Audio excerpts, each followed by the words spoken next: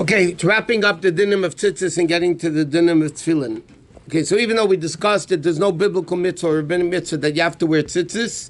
Nevertheless, Halachos says if you don't wear tzitzis, it's a big punishment because of the concept of the importance of tzitzis. And whoever wears tzitzis, the Gemara says, you see the divine presence. Huh? No, in Shema Yisrael it says, if you have a four-cornered garment, you need to wear tzitzis. We said already, there are certain mitzvahs you have to do. You have to put on tefillin every day. Yeah? Mezuzah, you don't have to do mezuzah. If you want to be in the street, you're not obligated to buy a house to put up a mezuzah. There's a mitzvah called shchita. Yeah? If I don't want to eat meat, I don't have a mitzvah shchita. The mitzvah of tzitzis biblically is when you have a four-cornered garment, you need to put tzitzis on the garment. If I chose not to have a four-cornered garment, then I don't need to put tzitzis. That's the halacha. But it says in Shulchan Aruch that a person should go out of the way because of the importance of tzitzis. It reminds us of all the mitzvahs in the Torah and everything else, so a person should go out. So even Kitzur says, it's a great punishment for somebody who doesn't keep the mitzvah tzitzis, and the one who is careful of mitzvah tzitzis merits to see the Shechina. Okay, next dinim is the dinim of tefillin. Now, tefillin is obviously not like tzitzis. Tefillin is a mitzvah that you need to wear every day, except Shabbos and Yom Tov. Now, it says, the Gemara says, the whole Torah is likened to the mitzvah of tefillin. Huksha kol ha-Torah kula l'tefillin, because the pasuk it says, by tefillin, l'man tiyeh Torahs Hashem beficha, that the Torah of Hashem should be in your mouth. That says in the parsha of Tefillin. So therefore, Tefillin is a very, very important mitzvah. And the Gemara says like this, a person who doesn't wear Tefillin is called Pesha Yisrael Begufam, meaning he is bodily fighting the Jews. He's a body, with his body, he's a negligent Jew. Because a person has to put on Tefillin. Then it goes even further. It says, what happens if somebody wears non-kosher tefillin? By the way, the tefillin are not kosher. So he says, not only are they not wearing tefillin, they're not getting the mitzvah at all of wearing tefillin, but in addition to that, they're making all the brachas in vain. Every bracha they made on tefillin, if they're not kosher tefillin, then you're getting a bracha, saying a bracha in vain. Why don't you compare it to a Sefer Torah? Like if you read a Sefer Torah and you find a mistake in the Sefer Torah... So it's not kosher? No. I know it's not kosher, but all of the brachas that you made before, it's considered not necessarily, but by tefillin it's a different story. Tefillin is a mitzvah putting on tefillin. Okay? If you're not putting on tefillin, you're taking toy boxes and putting them on, and you're making a bracha, you're saying a bracha in vain. Tefillin is different than Sefer Torah. A mistake in the Sefer Torah you can fix most of the time, because Sefer Torah doesn't have to be written in order. It doesn't have to be kisidron.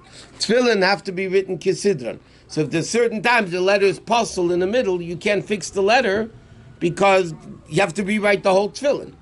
But Sefer Torah and tefillin in that respect, yeah. But tefillin is worse.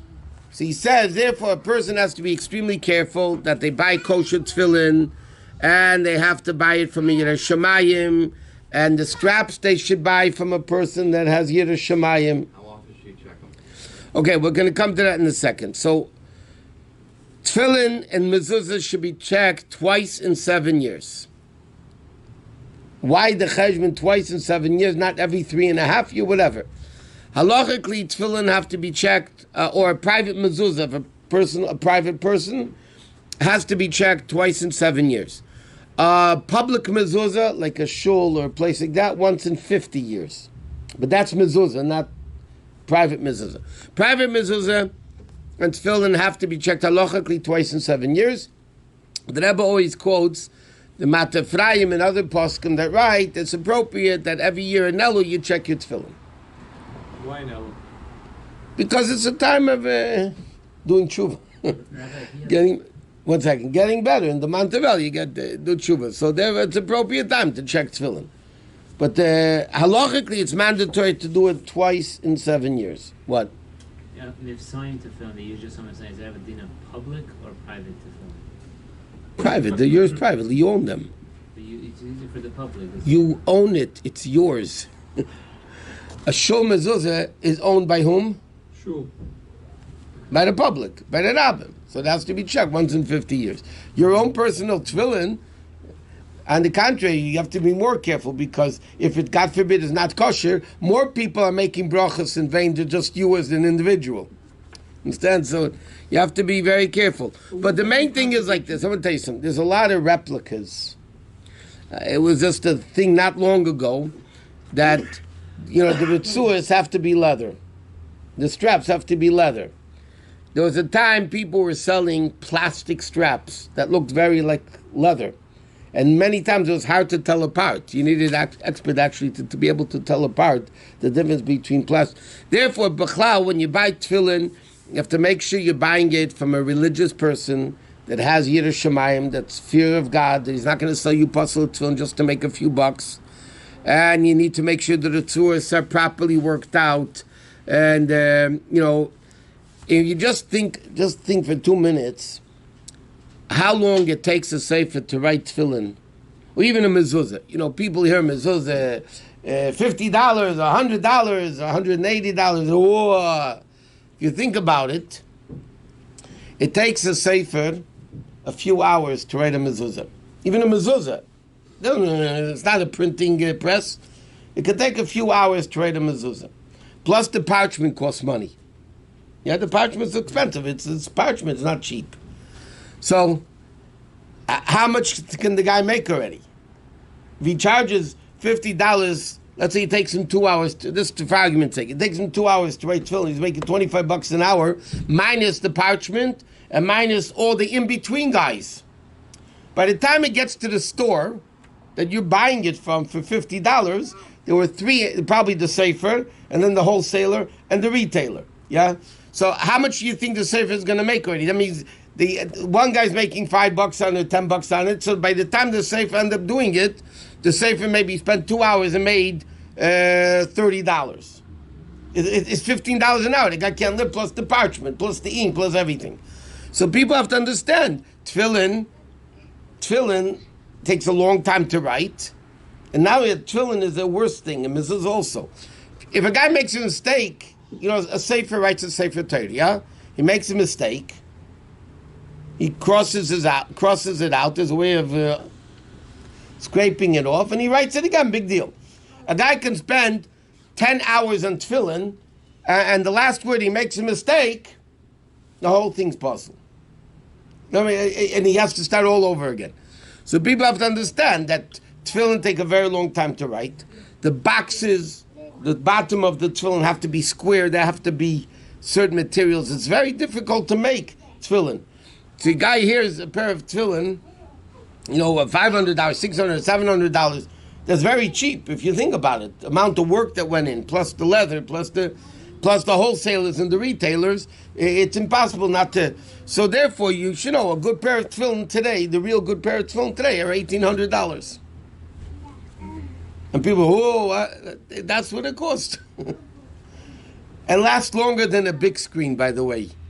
The big screen is also, I don't know what they charge today for big screens. But tefillin lasts longer than a big screen. That's because you check them every year. Big screen you don't check. Okay, but you throw it out after 2 years. Okay, let me explain to you. The mezuzah people are touching every day. They don't touch the mezuzah. Kiss it every day. You're touching the case. What does it have to do with the mezuzah? So what?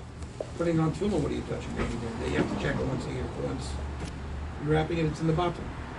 Oh, you mean because it's wrapped in the thing, why do you have to check it? Yeah. So technically, halacha says like this. Really, you don't have to check it. Once you know at the chazaka being kosher, it could be. But nevertheless, Shulchan Aruch says because the air gets in and letters fade and things get messed up. Sometimes it gets very hot. You need especially the worst thing somebody could do, by the way, is leave the tefillin in your car. If you leave your tefillin in your trunk, 110. inevitably they're going to become puzzle because the heat will make the ink smear, run off. It's going to make it melt. So people have to be very careful with tefillin. I mean, tefillin you have to store in a good in a proper place. You can't just put tefillin in your car, and people have to check tefillin. They have to make sure that it was bought the chatchila from a proper person. And smaller tefillin, by the way, smaller tefillin are much harder to write than bigger tefillin because you're writing mamish tiny. So people have to be careful. There was a time mezuzahs, and sometimes tefillin also, they would smear it. They would smear the mezuzah with like an oil, with like a thin layer, and then it would be the letters would hold better.